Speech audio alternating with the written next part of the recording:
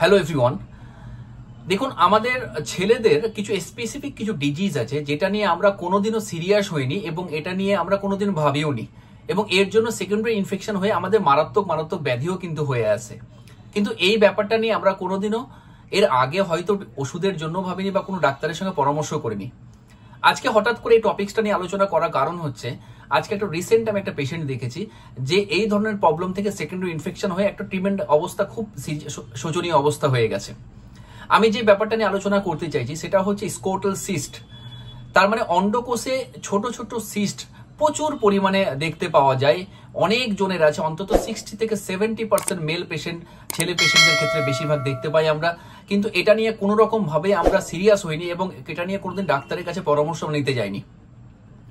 আমরা কি করি, ওই সিস্টটাকে হয়তো কোনো রকম একটু চাপ দিয়ে একটু শক্ত দানার মতো বেরিয়ে গেল, আমরা বলি যে একটু ভাতের মতো ডাক্তার বেরোলো, খুব আরাম, তারপর আস্তে আস্তে বসে গেল। কিন্তু একবারও আমরা ভেবেছি কি যে কোনো একটা শরীরের কোনো অঙ্গ থেকে যদি প্রেশার ক্রিয়েট করে, এটা আনহাইজেনিক হাত দিয়ে যদি প্রেশার ক্রিয়েট করে সেটা যদি কোনো একটা পার্টিকেলস যদি বার করা হয়, তাহলে এতে কিন্তু সেকেন্ডারি ইনফেকশন হয়ে আরো খারাপ জায়গায় পৌঁছাতে পারে। এবং যেহেতু ওটা প্রাইভেট পার্ট, ওখানে যদি ইনফেকশন হয় তাহলে পেনিসে ইনফেকশন হতে পারে, পেনিসে ইনফেকশন হলে পোস্টেটে হতে পারে, তার সাথে ইউরিনারি ব্লাডারে হতে পারে, এবং কিডনিতে হয়ে কিন্তু আরো খারাপ জায়গায় খারাপ একটা সিচুয়েশন হয়ে যেতে পারে। তো আজকে ভাবলাম যে এই একটা সিস্ট নিয়ে অবশ্যই আলোচনা করা দরকার। আজকে যে সিস্টটা নিয়ে আলোচনা করতে চাইছি সেটা হচ্ছে স্কোটাল সিস্ট। এটা স্পেশালি প্রচুর পরিমাণে আমরা দেখতে পাচ্ছি। আপনারা পুরো ভিডিওটা দেখুন, আশা করছি আপনাদের ডেফিনেটলি হেল্প হবে এবং ভালো লাগবে। আমি doctor MD S Azam, consultant homeopathy physician, BHMS honours, medical officer, college of 3 rural হাসপাতাল।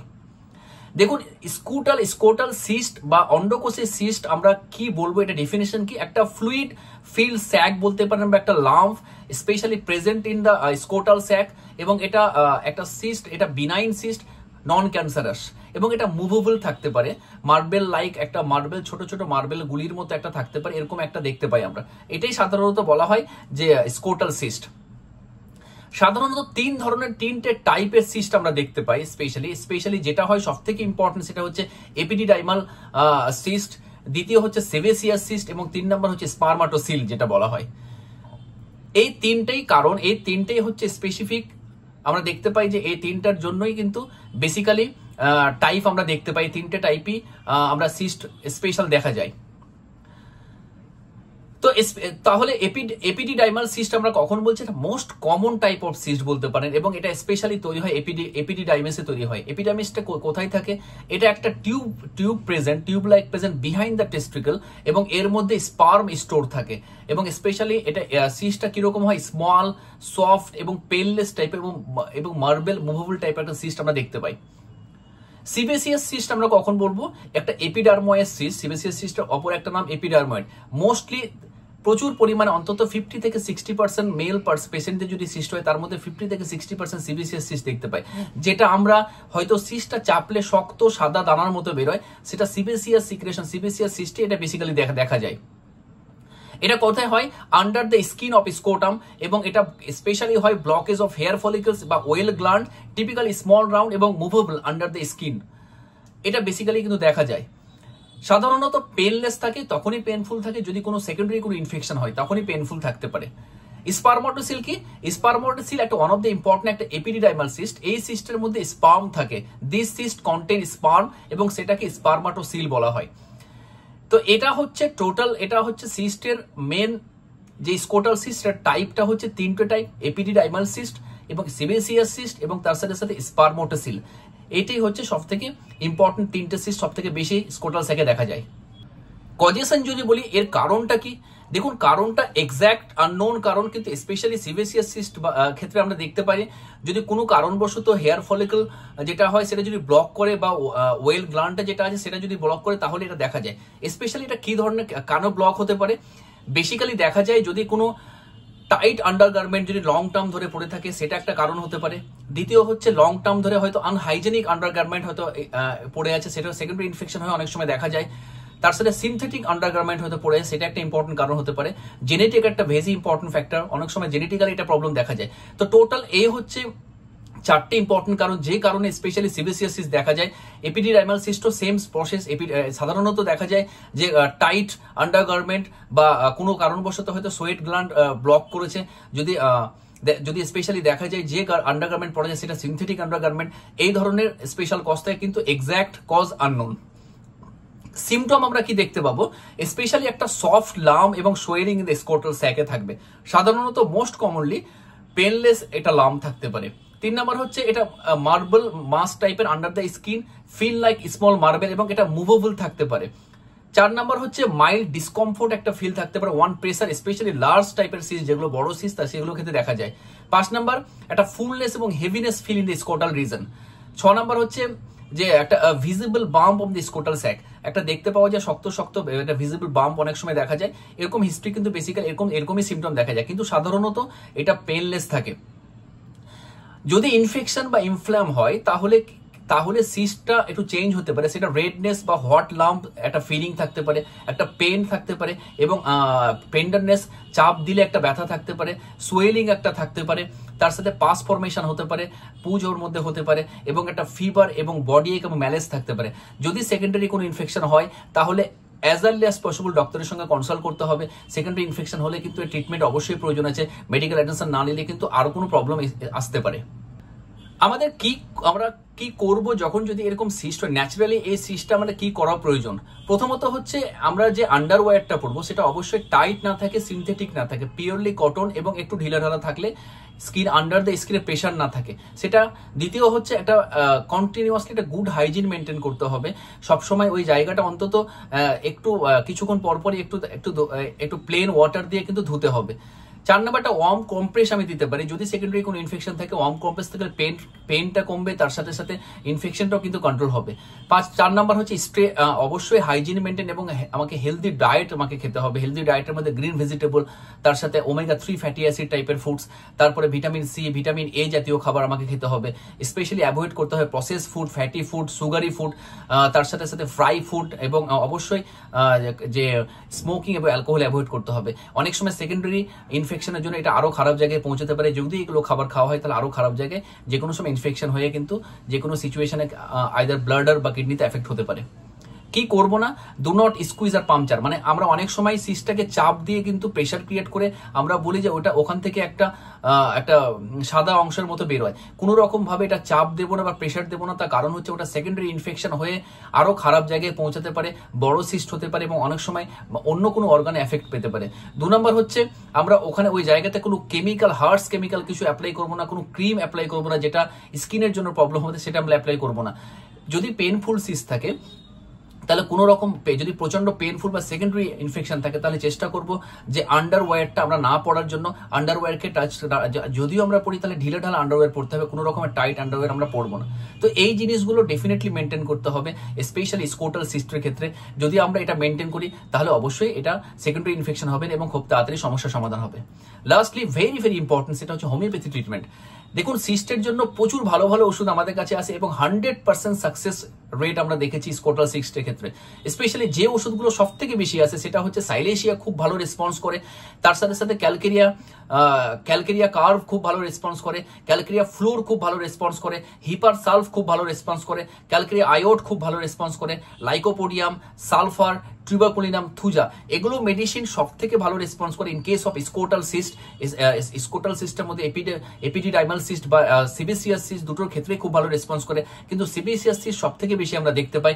আমরা দেখেছি সিবিসিয়াস সিস্টের ক্ষেত্রে এই ওষুধগুলো বা এপিডিডাইমাল সিস্টের ক্ষেত্রে এই ওষুধগুলো দারুণ রেসপন্স করে।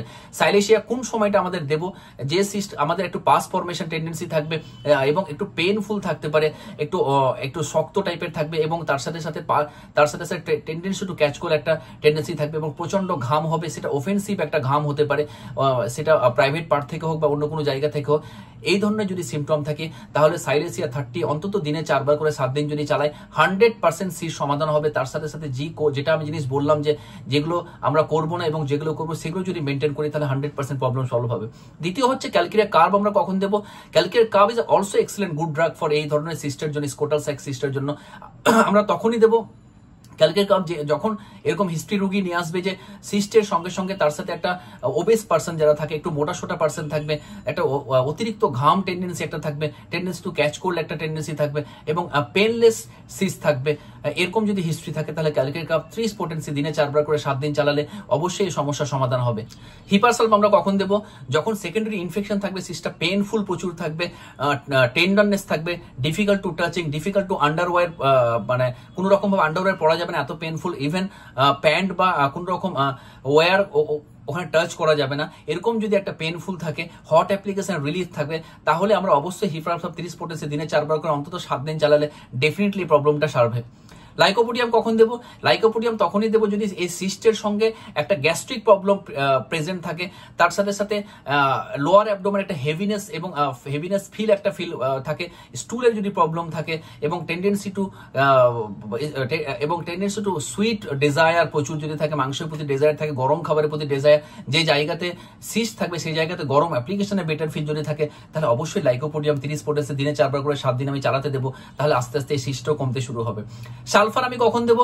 সালফার একটা হট পেশেন্ট নিয়ে আসবে, সিস্টের সঙ্গে একটা ইচিং টেন্ডেন্সি থাকবে, প্রাইভেট পার্টে প্রচন্ড একটা ইচিং টেন্ডেন্সি থাকবে, তার সাথে সাথে একটা বাজে স্মেল, ব্যাড ওডর ওই জায়গা থেকে আসবে, ইভেন আফটার ধোয়ার পরে একটা ব্যাড স্মেল যদি আসে, তার সাথে সাথে সুইট ডিজায়ার যদি থাকে, তাহলে সালফার 30 পোটেন্সি দিনে 4 বার 7 দিনের জন্য যদি আমি দিই, তাহলে 100% এই সিস্টের সমস্যার সমাধান হবে। আপনারা ট্রাই করে দেখে নিতে পারেন, আপনারা ট্রাই করে দেখলে ডেফিনেটলি দেখুন 100% প্রবলেম সলভ হবে।